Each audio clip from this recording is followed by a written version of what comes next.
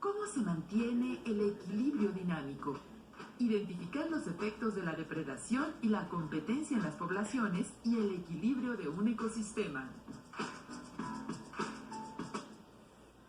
Estudiantes de primer grado de secundaria, sean bienvenidas y bienvenidos a la asignatura de Biología. En una sesión más de Aprende en Casa, la estrategia de aprendizaje propuesta por la Secretaría de Educación Pública. Los invitamos a tener cerca de ustedes hoja y lápiz para registrar las ideas principales, cuestionamientos y reflexiones e incorporarlas en la carpeta de experiencias.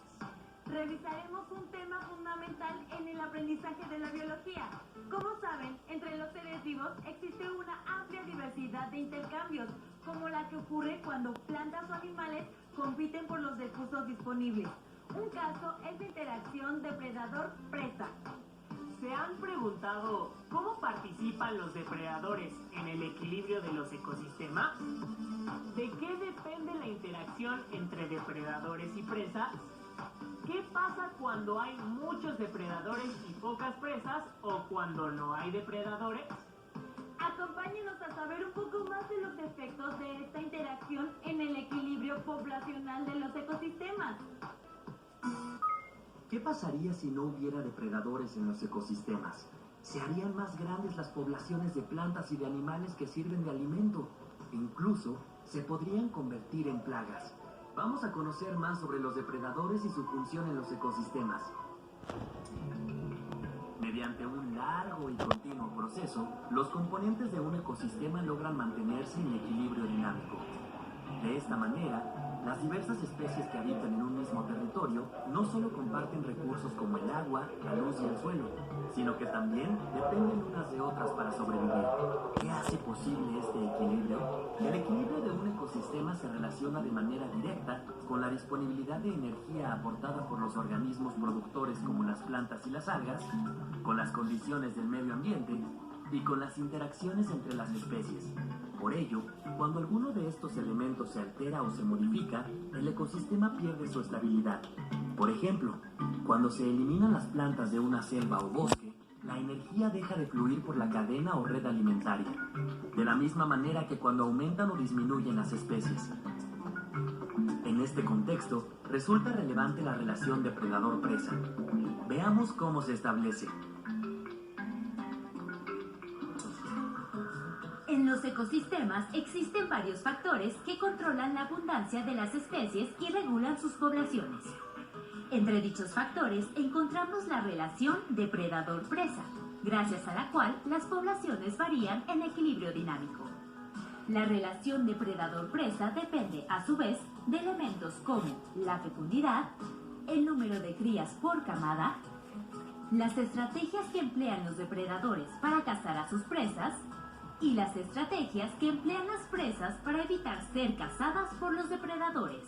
Por su parte, el equilibrio dinámico se altera según los cambios específicos del número de individuos de una población, como el aumento de las presas, que permite el crecimiento poblacional de los depredadores, el incremento de depredadores, que reduce la abundancia de las presas, y el éxito de las capturas, que afecta a la población de depredadores. Estas relaciones son naturales, normales y necesarias. Sin embargo, cuando las actividades humanas alteran o modifican estos elementos, todo se sale de control. Veamos un ejemplo donde la ausencia de depredadores provoca un efecto devastador en un cultivo agrícola. La disminución de algunos depredadores naturales de los chapulines, como las aves, las lagartijas y las iguanas, ha generado que los cultivos de muchos agricultores se vean afectados por plagas de chapulines que se alimentan vorazmente de su trigo, maíz o frijol, dejando a su paso grandes extensiones de tierra totalmente devastadas. En contramedida, y con el propósito de regenerar el ecosistema, los agricultores se han visto en la necesidad de controlar el crecimiento de la población de chapulines, y para ello han introducido gradualmente nuevos depredadores como ratones, ardillas, musarañas, coyotes, zorras o zorrillos. ¿Conoces algún caso similar al de la plaga de chapulines? La presencia de los depredadores en los ecosistemas es de suma importancia para favorecer la interconexión en las cadenas tróficas, así como para controlar la cantidad de presas. Por ello, su desaparición masiva por presiones del ser humano tiene un efecto devastador en los ecosistemas. La buena noticia, como vimos en el ejemplo, es que la dinámica de los ecosistemas se puede reactivar con la reintroducción gradual de estos organismos. ¿Qué piensas sobre la función de los depredadores en los ecosistemas? Es increíble la dinámica que se genera entre las distintas especies que habitamos en el planeta y que al mismo tiempo se mantenga un equilibrio en los ecosistemas. De la interacción entre depredadores y presas es necesario destacar que depende, entre otras cosas, del número de crías por camada, así como de las características y estrategias que se han desarrollado, ya sea para cazar o bien para escapar. Exploremos en el siguiente video lo que pasa con los grandes cazadores. Para sobrevivir, el depredador debe cazar a su presa.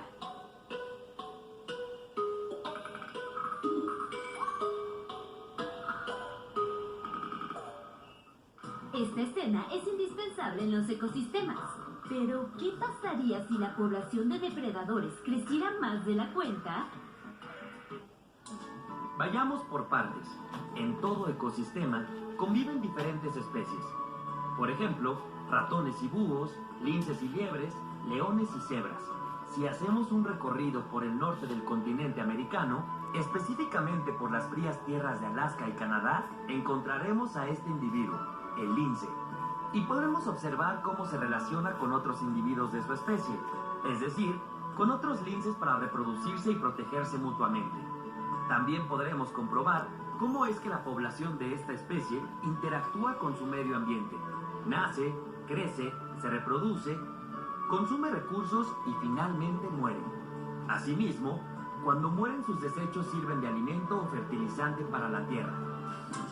Pero, ¿qué pasaría si de pronto se duplicara la población de linces?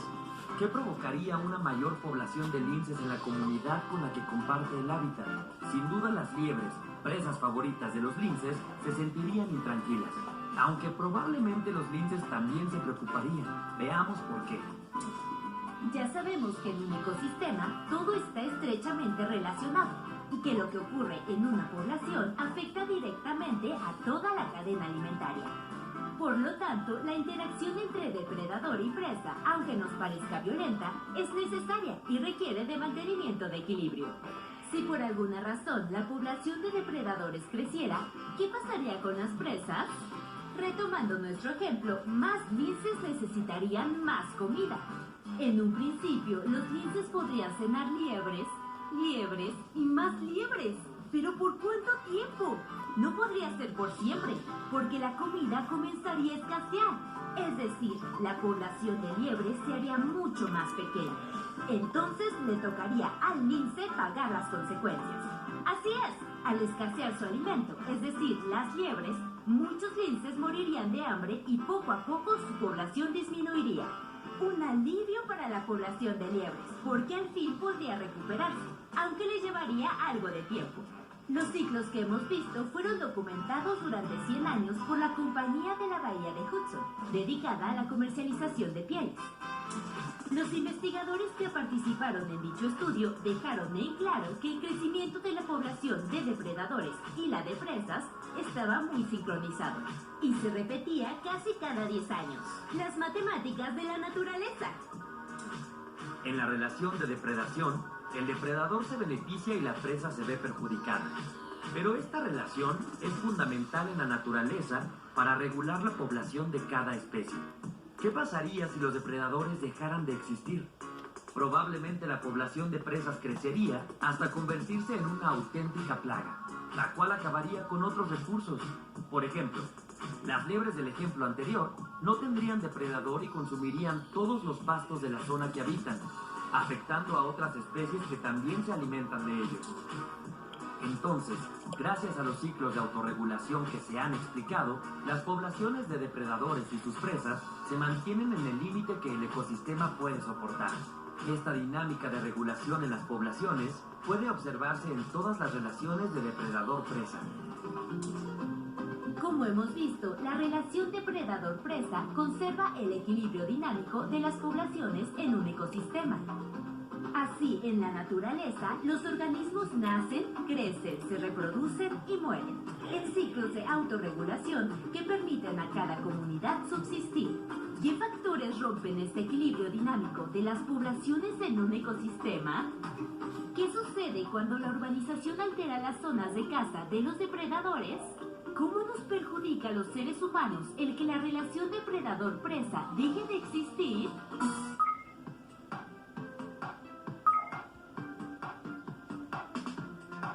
¿Cuáles características identificaron en los grandes cazadores y en sus presas?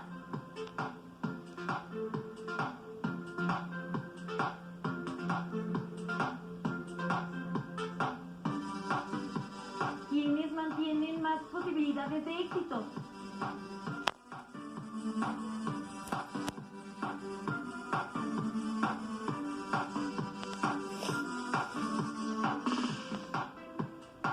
¿Por qué no siempre las presas son cazadas?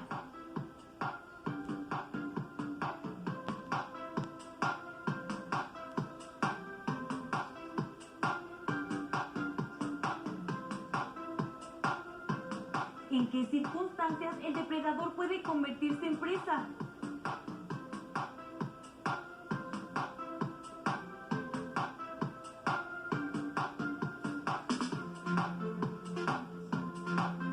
Registren sus ideas y reflexiones en su carpeta de experiencias. Es impresionante la dinámica que existe para mantener un equilibrio en los ecosistemas, debido a la autorregulación de los ciclos naturales. Veamos qué sucede cuando las amenazas alteran el equilibrio natural y ponen en riesgo de extinción especies como el ajolote. Reflexionemos acerca de su valor ético, ecológico y cultural en México. Cuenta la leyenda que este ser de apariencia monstruosa es hermano del antiguo dios azteca Quetzalcóatl. Este animal es capaz de regenerar sus extremidades y de vivir tanto dentro como fuera del agua. Sin embargo, pese a sus habilidades, su existencia está amenazada.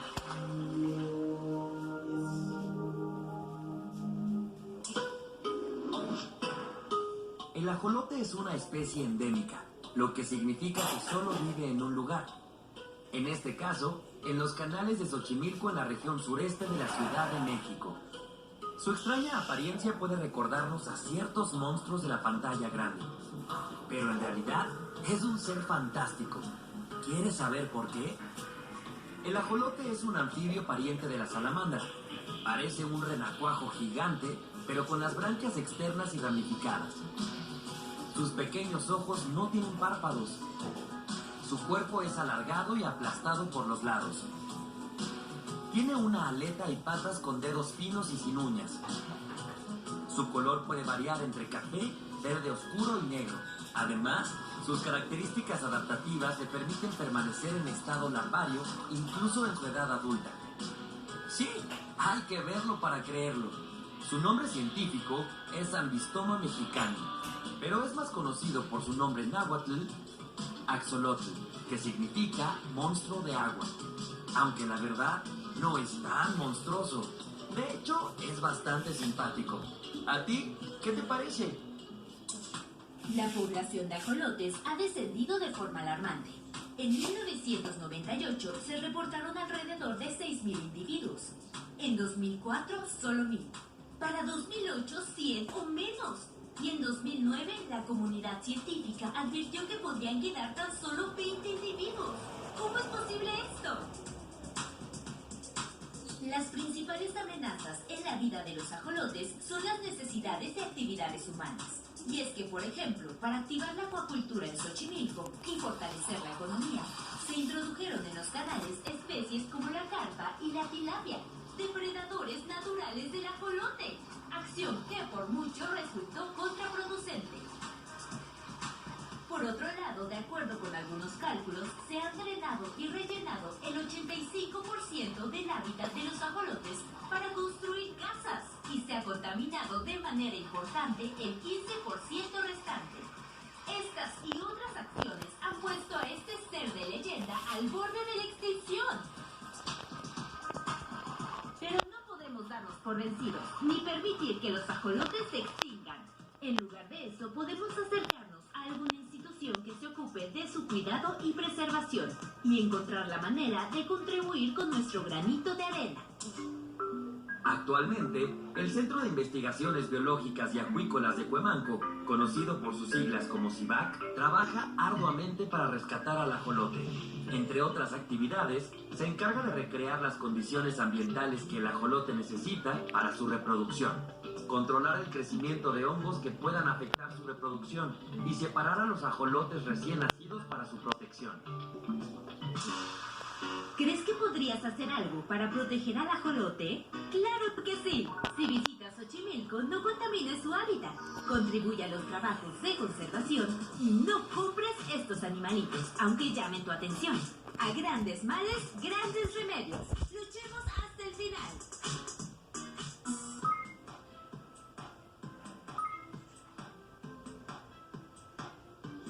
¿Cuáles características del ajolote consideran que han contribuido a su sobrevivencia?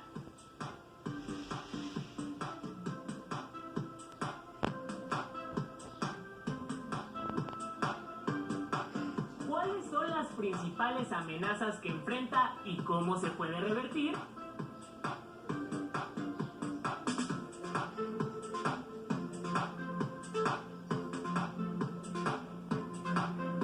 Para terminar, los invito a contestar estas preguntas e integrar las respuestas en su carpeta de experiencias. Investiguen ejemplos de depredación comunes entre los seres vivos de su comunidad. Represéntenlos con dibujos, nombres y flechas en una cadena alimentaria e incluyan las posibles intervenciones humanas negativas y positivas. Para mayor información, pueden consultar la página de la Comisión Nacional para el Conocimiento y Uso de la Biodiversidad, CONABIO, o en revistas de divulgación científica, por ejemplo, ¿Cómo ves? No olviden guardar los productos de esta sesión en su carpeta de experiencias para que después la compartan con sus compañeras, compañeros y docentes. Hemos llegado al final de la sesión. Los invitamos a que nos acompañen en nuestro siguiente programa de Aprende en Casa. ¡Hasta pronto!